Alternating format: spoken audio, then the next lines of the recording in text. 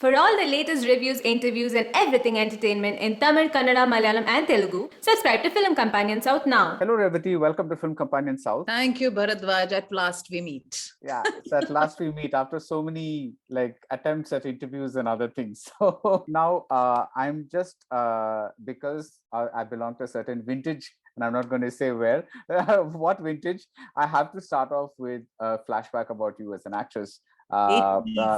80s, yes, 80s. Yes. So the 80s that everybody, because today everybody says 90s kids, 20, the millennial kids and all that, the 80s kids. So do you remember the first shot that you ever gave for Mann Vasanai? Actually, I can never forget it. It was a test shoot at Vijaya Gardens in Chennai. Bharathiraja sir just wanted to see how I looked on camera, maybe. And I wore my jeans and shirt, and he asked me to run on one of those grass mounds and kind of look into the camera. I've been a classical dancer, so stage was a part of me, and I have done a little bit of theater in school, very amateurish, but I was not conscious about the camera. Soon after that, he wanted somebody to put that pinkoswam sari, and I took a royal fall because I'd never worn a sari before that. You had never worn a sari before that. I mean, our sari, but this pinkosam, it is kind of a tighter fit. The village type of. Yeah, the village. Pleats come at the back, and so I didn't know how to carry it off, and I took one royal tumble. That was my first, which was not part of the film though. Right. That was more like a test shoot, But yes. What's interesting is that very same year, 1983, you had another extraordinarily iconic film, Kaata Tekedi Kudu, with Bharathan, and you had a royal cast, Srividya, Mohanlal, and this one, Bharat Gopi. At any point during, because you said, you were not conscious in front of the camera and all, but but this was still yes, Bharathiraja was well known at that point, and he was kind of there, but this is a league of its own, right? Did at that point, did something intimidate you, or were you comfortable even at that stage? Bharadwaj, the thing is, I am not a movie kid, and I was not an avid film buff at that time. Being an army kid, film viewing was restricted to films that parents wanted us to see and not to see, So for me, it was not about the personalities, So that didn't kind of intimidate me in any way. But I was in awe of Srividya. The way she carried herself, her beauty, I would never take my eyes off. With Bharathan, Gopiatan and Srividya, it was like one little institution without their knowledge, without my knowledge, without their knowledge. I was learning so many things. Right. It was fabulous. My foundation, actually, soon after that, I worked with Bapu sir in Telugu. Then I worked with Mahindran sir. So my foundation were Bharathiraja, Bharathan, Bapu, and Mahindran. What more can anybody want? Right. And you just like took off. And I mean, I just was going through your filmography, and I think in 1985, you had some 10 or 12 films. Uday Geetham, Pagal, Nilavu, something, like all kinds of Kaideen Diary. I'm like, did she ever sleep? How did she manage this, this kind of a schedule? But then I think that was common in that era, right? Where you kind of pretty much did. Yeah, it was common. But the thing is, it didn't take so many days of shoot for a film. It was about 35 days, 40 days maximum. So that was okay. And my mother was my manager throughout. So she kind of took conscious effort to keep days in between my schedules, so that definitely made a huge difference. So I had my space and I had my, career. You didn't really plan on a career in film. So, but did you find yourself slowly beginning to enjoy it, or did you just say, okay, this is a job like anything else? No, I fell in love with it. Okay. I think in the first 2-3 films, I really enjoyed doing what I was doing. I think playing another character, playing another person, I think that was just something that was in me and it came out, Right. So I don't know, it just happened. Right. And even the slightly more outrageous roles that you did, everything was fun and like It was everything. fun. Yeah. Somehow I think, though I was not a very, kind of an extrovert, but I think I was a fun child from, within. So it was very easy for me to jump around, laugh around, sing around at the same time, be very subdued and say the lines, So Yeah. it kind of worked. And now here we are almost 40 years later and talking about you. And there are several of your contemporaries that are still very active on screen. Or we see them on TV on certain dance shows or as judges on certain kind of a thing. But you kind of, it takes something very special for you to say yes to something.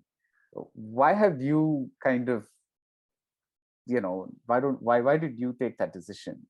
That it's going to take something really, something really interesting for me to say yes to something. I mean, of course, you're doing your commercial projects once in a while, like Usti. I remember you played the mother of the, the boys, right? The Yeah. two boys. So it was like a general thing. But most of the stuff that we see you in, there's a certain, what makes you say yes to? I think in the very beginning in my career, I learned to choose, and it was thanks to Bharathiraja sir, because he said that listen to the story and then say yes. Don't just say yes. And I think my family also supported, because it was never the numbers, it was what I enjoyed doing. Though I have made certain um, choices where later I would have said, oh my god, why did I take this? But somehow most of my choices have been pretty decent. The thing of choice was there from the very beginning, and it continued. And as I grew older and the roles became lesser, the choices were also smaller. So then, I don't know, it was never the pressure of working 365 days a year, It was just about, like, sometimes I feel that when I give my time to something, it has to be worth it. Otherwise, I'd rather not, because I have other things to do. I enjoy doing other things. So, so you said that Bharathiraja told you to always listen to the story before saying Yes. yes. So even when K. Balachander came to you with Punagam Manan, you said, I need to listen to the story first? Balachander sir himself, when I went and met him, he told me the story. See, the thing about such people they are so amazing, they are so generous, and they also realize that there are certain people, who will listen to a story and give, whatever their part of it into it. Right. So Balchandra sir told me the story. When I went and met him, he said, this is it, and see, those days we didn't have written scripts like today. When I tell people, the youngsters now, that we never had written scripts, they said, how did you accept a film? One is you tend to visualize when you listen to a story. And Balchandra sir maybe would have told me the entire story within 10 minutes, just given me the premise. But Balachandar is Balachandar, and I wanted to work with him. So then it was a yes, even before I met him. Right. So, but then I remember he told me the gist of what it is. Yeah, because that's, I think, a very interesting role, because I think I don't know if it was the first or one of the first portrayals of a Sri Lankan Tamil in a mainstream Tamil movie. I don't know if there was anything before that, I mean, yes, this is not exactly about that. This is more like a love story, but the character being what she is, no, the just background. A touch of that, Balchandra sir always had it. He may not put a, political issue or any kind of an issue as in the foreground. He would just touch it here and there, because he knew the political scenario and he brought it in his scripts. Let's take your new movie, Bhoothakaalam. You obviously liked what you heard. What interested you most about this project when Rahul Sadasivan narrated it to you? Did he narrate it to you, or did you get the scripts anymore? No. He narrated it to me. He met me a couple of years back before the project started. And, what I enjoyed most is that a lot of families have issues, whether it is, and it is very rare that you see on screen where you have real issues between a mother and son. Right. And there is nobody else in the family. And it is actually hitting out at each other. You are able to scream at each other. And I felt that it is so real and interesting. And there is something about the entire your mind playing games along with what is happening around you, and a kind of imbalance in your relationship with your son, the son having the same imbalance with the entire world around him. So I felt that it was a very well put together script, and I trusted Rahul from the very first time I heard the script. It took some time for him to put the project together, but I really enjoyed. And I had told him then, whenever you make it, I'm there with you. One thing that really interests me, and I mean, this is probably a testament to you as an actress, is that you're looking so cheerful and like nice right now. And when I see you in Bhoothakaalam, it's like every pore of you is filled with pain and sadness. And it's like seeing two entirely different people. I mean this as a genuine compliment, because when I see you there, your whole face is so like it's as if your whole body is a storehouse of pain and sorrow, and it's all coming out through your face. Because even while making a dosa or something like that, you're kind of, it's not really a you're not really kind of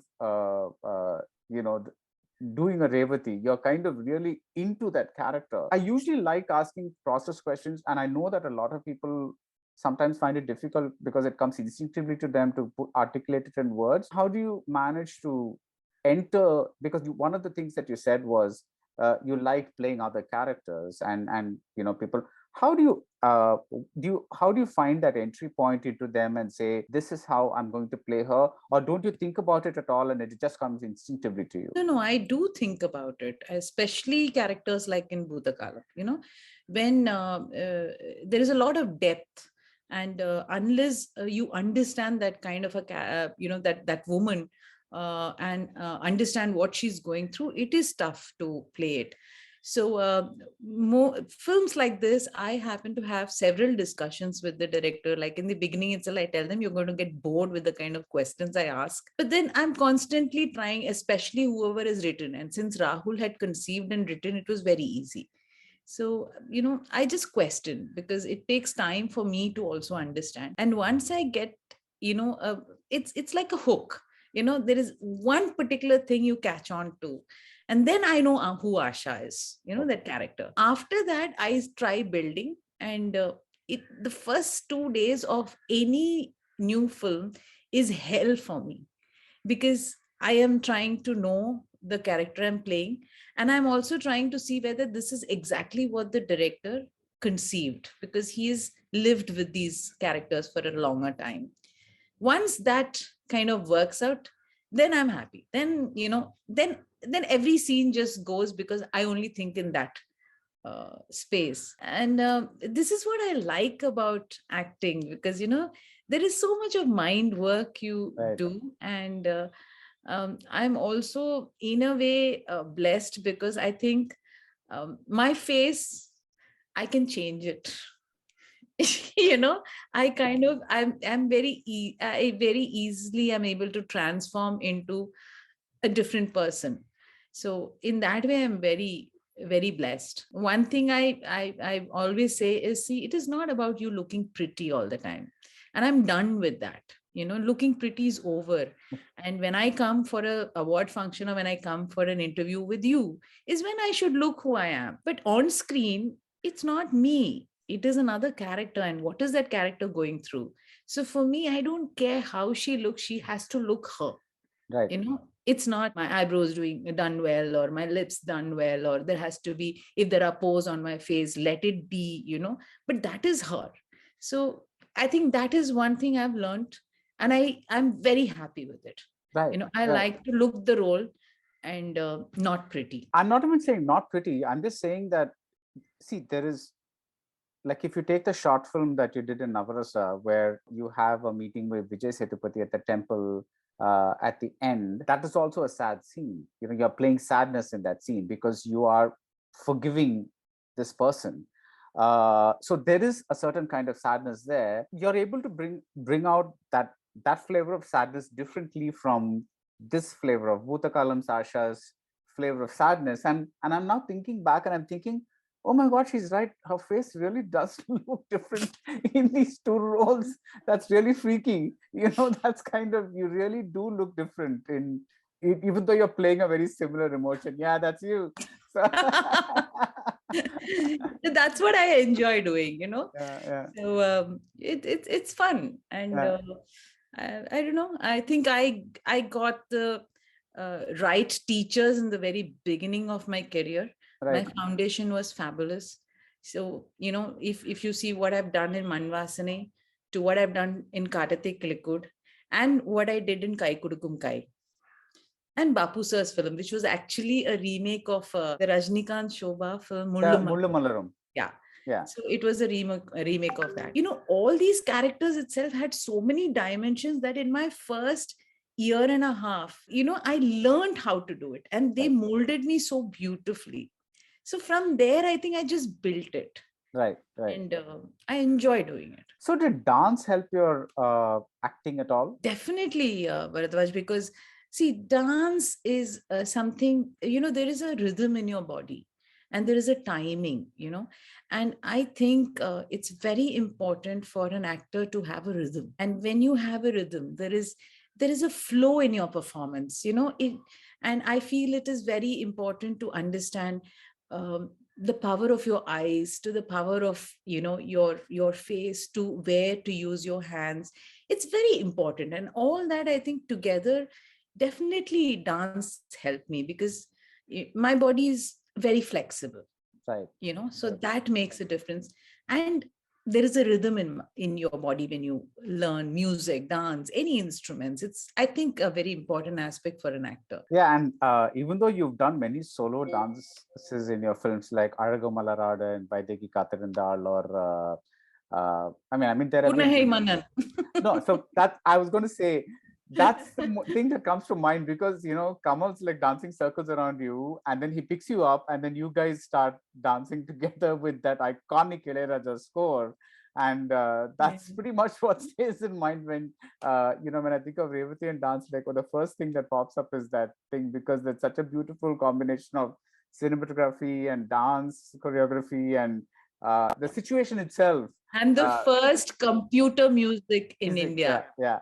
It was computer music because it was programmed. Yeah, so that was like something else. So you have quite a few firsts that way in terms of what your career has been. You're a director. You've directed Fir Milenge. Before that, you did Mitra, My Friend, and now you're on to a third film, which a feature film.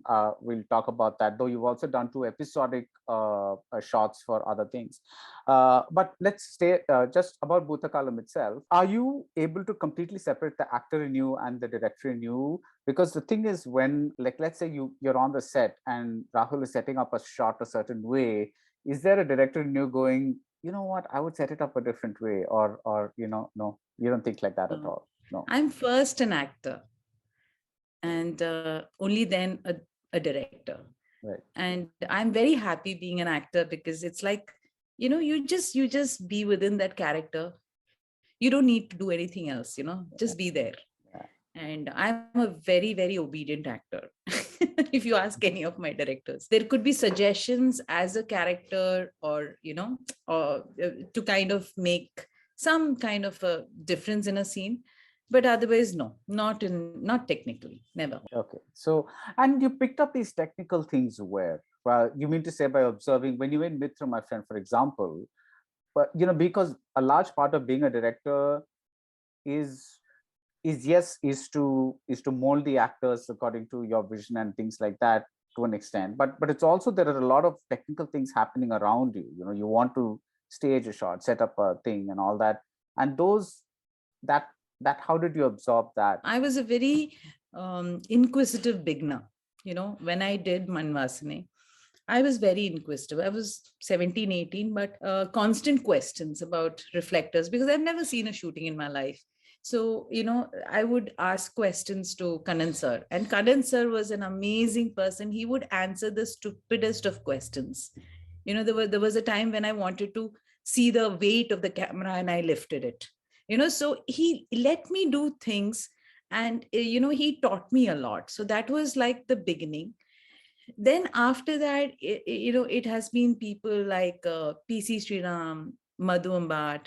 There were so many lovely questions which transpired between us. Then, of course, Suresh and myself, when we were married, we had this company Telephoto. Yeah. And there we did a lot of short films. So that gave me a lot of insight, not only behind, but the writing aspect and the editing and, a whole lot. So I think it was just slowly developing, but the interest was always there. But the courage to jump into something and be the director, it took some time. And it's taken a long time from Fir Milenge to what the film that you're doing with Kajal right now. And the reason we're speaking on Zoom, because you're in Bombay and Yes. not in Chennai. So why the long interval? I don't know, because I can't really pinpoint the reason, but it just happened. Though between Fir Milenge and now, I did make 2 short films for Kerala Cafe and Mumbai Cutting.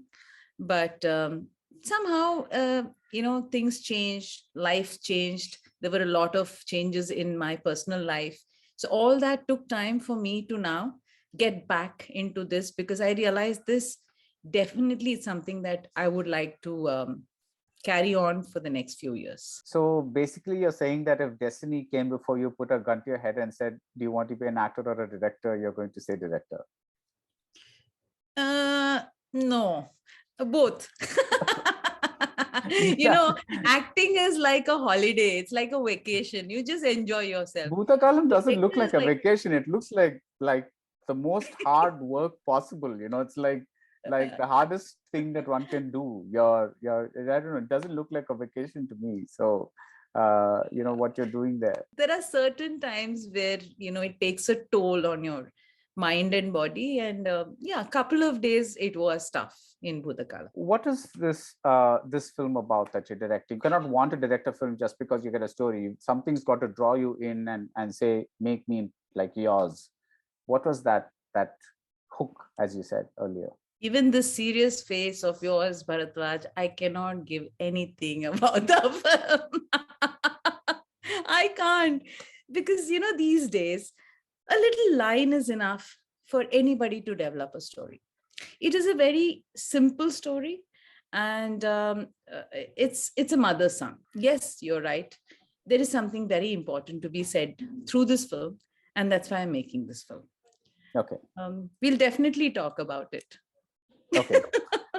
But this is something like you're doing, like you're doing another film as well a little after that. You've got another directorial project lined up. That is still in conversation. We haven't decided. What happened is, during lockdown, I kind of came up with about 4 or 5 concepts. And I'm not a writer per se. I work with concepts, kind of develop the the basic story, and then I like to work with a writer. I don't like my own writing. I haven't still got the knack of it. So then I did about 3 or 4 scripts during this lockdown time. So suddenly now I am getting into it. So you're now a writer-director. Writer-director, no. I'm just maybe just the story, the seed of the story. And then I work with a writer. Among all the films that you've done, is there anything that you wished you had made? With no disrespect to the original maker, but something that you wish, I wish I had made that film. One of your favorite films, Bharatwaj. Which Anjali. one? Anjali. What a film. I love the energy of that film, Okay. I mean, Mani sir said so many things about it. I mean, it is I kept saying, why didn't I think of that sometime, somewhere, But Anjali is a subject. Sometimes I feel that I would like to, make another aspect of Anjali. But it just happened, I got to act in another aspect of Anjali in Margarita with a Straw. Yeah.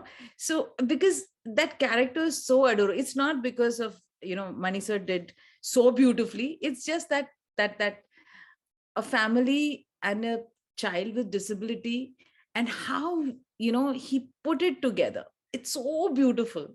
And Right. for me, that film was definitely a very important school, because during that time I was not doing any other film, and I was on the set constantly, um, and watching Mani sir do what he did. Right. I always feel I wish make a film with a child. Right. And actually, what you said earlier, one of the heroes of the film is Madhu Ambat, because that film looks very different from your usual family drama.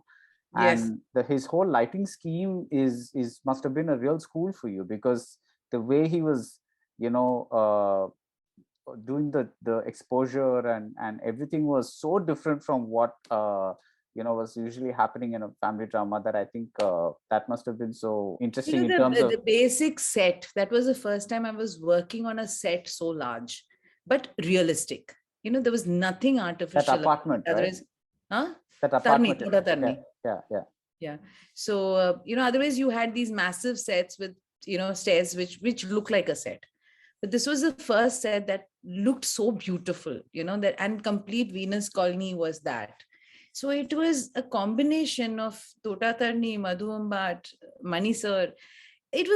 And working with Raghu, I enjoyed working with him. I enjoyed working with the kids.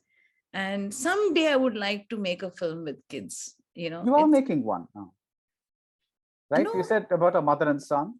but the son is much older, not Okay. kids. Okay, we're not kids. Okay. Oh no, I said something about my film. Oh God. So when do you begin? February 1st. Okay, all right. So I assume all the lockdown precautions are in place, and Yes. yes. Okay. Uh, this is something that I think you've been one of the most productive people during lockdown, because you actually said you sat down and wrote 4 or 5 scripts. So that's amazing. Congratulations. Thank you. Because most people that I know said things like, I caught up on a lot of films that I wanted to watch, and I saw a lot of series that I wanted to watch, and that's what they said. It's relaxing. I couldn't, because I have an 8-year-old child with me. She was not going to school, and I have both my parents who are 80 plus. So, it was an interesting combination. So the only thing I could do is sit down late in the night to, work on scripts and thoughts, and, so that process was very interesting, and a hell of a lot of cooking. Revathi, you're also an important part of Women in Cinema Collective. It started in 2017, so this is going to be its 5th year, I think, this Yes. 2022. 2 questions I want to ask you. One is, after becoming so involved in this, do you feel as a director that somehow that you want to tell more women's stories, or that part of you is kind of saying, whether it's even if it's just about like a man, or a hero is a central story, I will still do that, because that's the director part of it? Or has WCC and working with it for 5 years and seeing what's happening around you made you want to say, I want to say more strong women's stories? My 2 films, Mitra, My Friend, and Phir Milenge, both of them were women-centric films. Right. I think that comes naturally to me. So yes, I will be telling stories, and most of them would be women-centric, basically because my emotions connect with women characters. The men are, the men I have known in my life, so the men are there, but somehow I connect with women characters. So that, I think, is something which happened to me, and it's a personal choice. But WCC has empowered me in a different way. Right. There were so many aspects of filmmaking, of my workspace, that I just said, okay, this is how it is, and this is how I need to handle it. This is how to diplomatically manage it. But why the diplomacy? Why can't we, make it right? And the knowledge. I think WCC is a bundle of knowledgeable people, and we have shared with each other. And so this has empowered me in the last 5 years. And the second thing that I wanted to ask you is, have you seen changes after WCC came in, like personally seen changes in the industry? Sadly, not much, but there is an awareness. There is an awareness, especially in the Malayalam film industry. Somehow as an actor, I've felt more problematic in the Malayalam film industry than any other industry. Right. So there I feel there has been an awareness that there is something like this, though they are at the moment kind of shunning it and shutting it out of their whatever perspective. But I think in that way people have started thinking about it and talking about it, understanding that there is a different perspective to everything that happens in life, in your workspace, just to make people understand the difference between consent and a no. It took a very long time, Bharatwaj. Maybe because I was an army kid, maybe because I grew up not understanding any kind of gender bias, not seeing it ever in my life. It was easy for me to handle from the beginning of my career, because it is the thing about consent and no itself is a thing that everybody needs to understand. Right. That's something I wanted to ask you.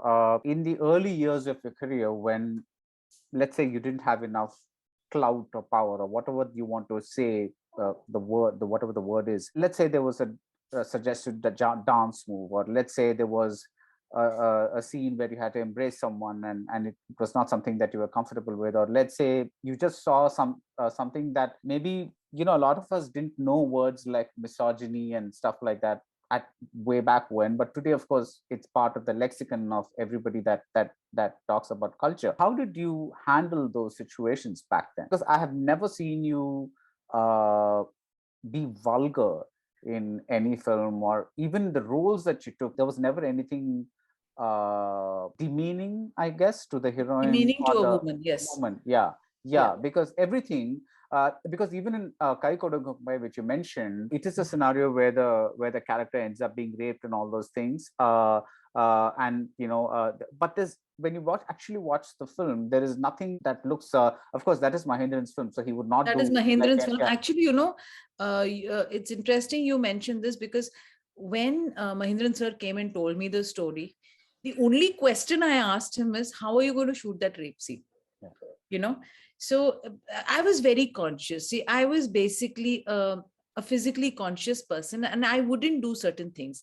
There are roles which I refused because it required a bit of exposure, where it could be, mini skirts or things like that. And I said, I'm not comfortable, so I don't want to do the role. I had the power of choice. I could choose. My family supported me. I didn't have a financial baggage. Whether I did a film or didn't do a film, I had a fallback career, if I wanted to in the very beginning. Right. I think that was good for me. And dealing with certain, in a, what do you call it, momentary, things, it is just, actually I dealt with it in a very diplomatic way, because I didn't know what other way to deal with it. Or I would, when I feel that I am not very comfortable in a specific set around certain people, I immersed myself in the books. So I carried a pile of books, and if you ask any of the my colleagues, they all said that she's a nose up in the air girl. She doesn't talk to anybody. That was my image, because I would just finish my shot and go and sit with the book. I didn't know what to talk to them, right, because I really didn't understand their topic of conversation. So basically, you're saying that the aura that you projected after a point made people not approach you also with certain kinds of roles and say, okay, anyway, Revathi is not going to do it, so let's not even go to her with this role, kind of thing.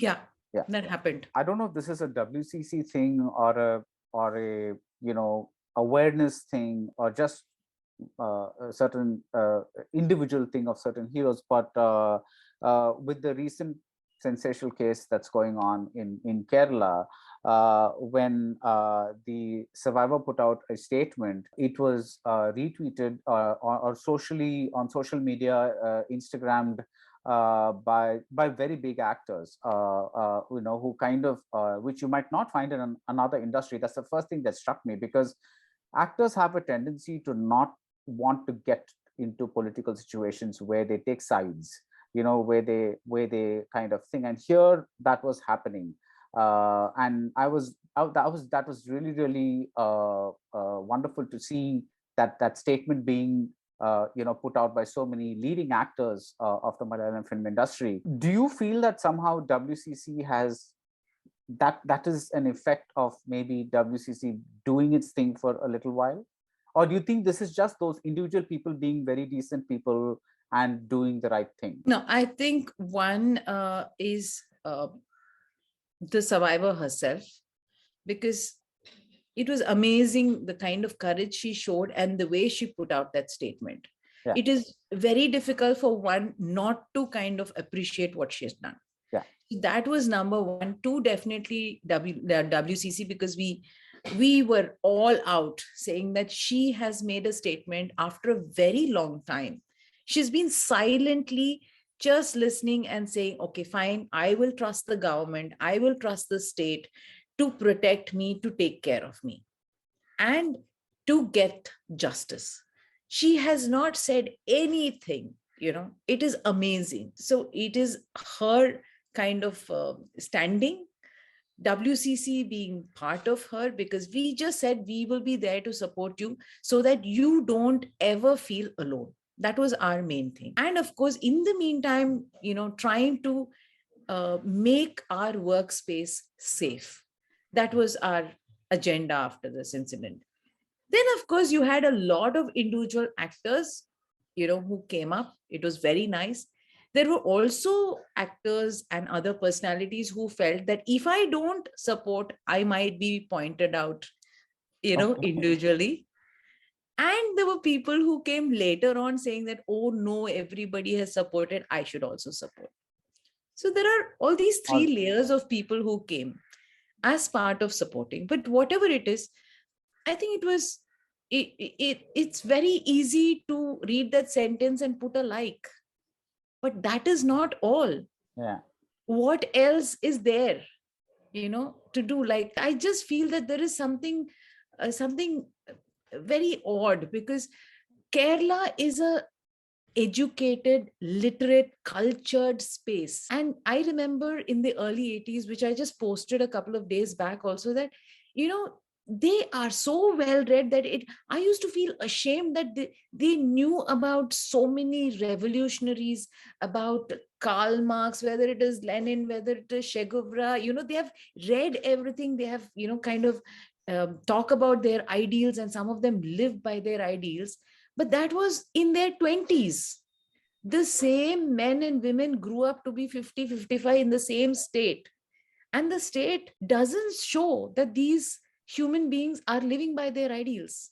That is what surprises me. And it is not difficult, because we are making the space safe for our own children and grandchildren. What else will you give to your future generation? Yeah. Can you just get tons of gold and give it to them? You're depleting the water, you're depleting the quality of food, you're depleting everything. You even deplete, you don't have safety in your state. I don't understand that. And they're all educated, cultured, well-read men and women in that state. That is where, this is the place WCC comes up, and we are trying to talk and converse and communicate. Anyway, right. The fight is on.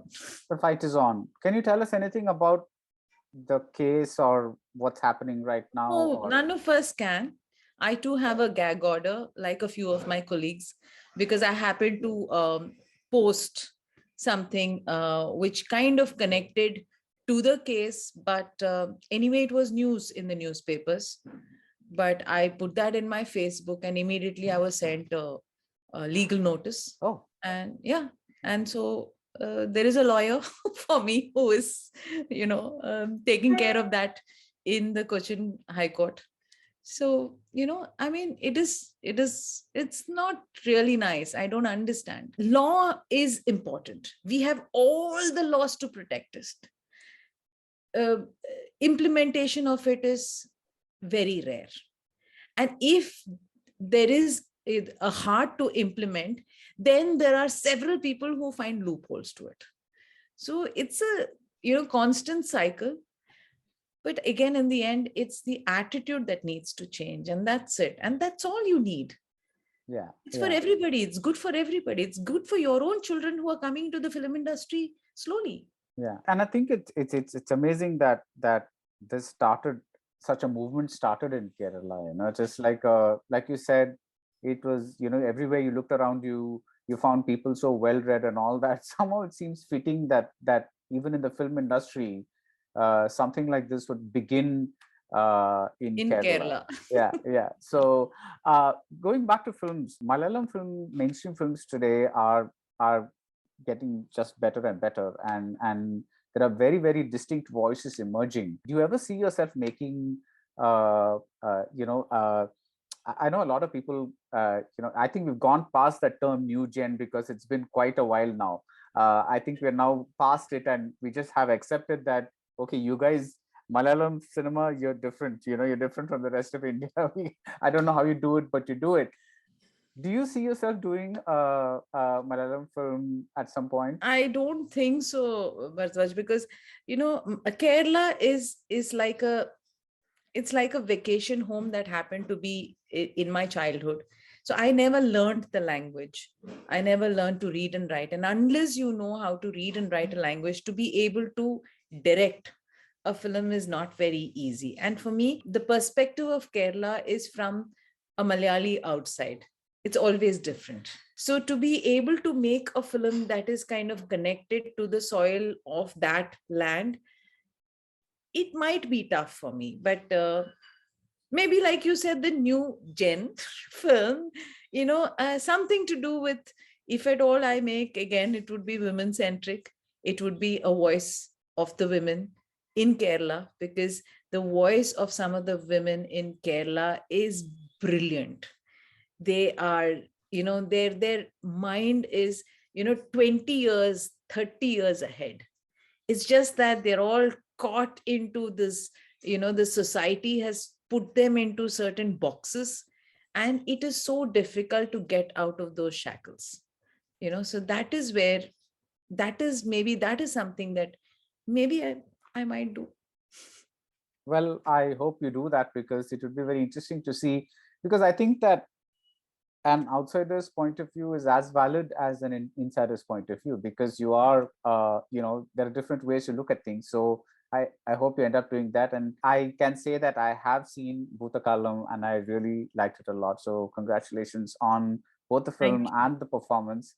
Again, like I said, it's just amazing how you kind of keep changing when you want to.